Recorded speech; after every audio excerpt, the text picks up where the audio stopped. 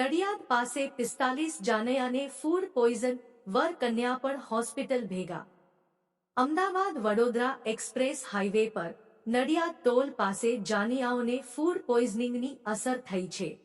રાજપીપળાથી અમદાવાદના નિકોલમાં જાન લઈને આવેલા જાનૈયાઓની તબિયત લથડી છે। આ તમામ જાનૈયાઓ લગ્ન પ્રસંગ દરમિયાન ગાજરનો હલવો અને દૂધની બનાવટનું જ્યુસ આરોગ્યું હતું।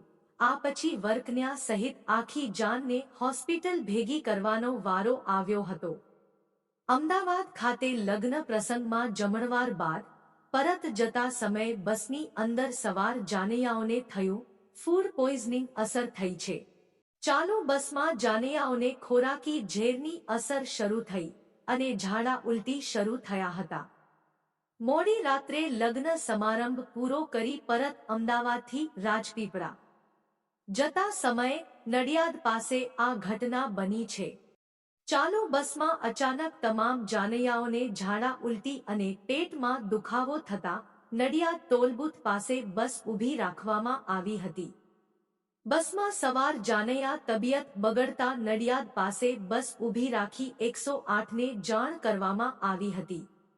આશરે 45 જેટલા જાનૈયાઓને ઝાડા ઉલટી અને પેટમાં દુખાવો થતા તબિયત બગડતા સિવિલ હોસ્પિટલ ખસેડાયા છે।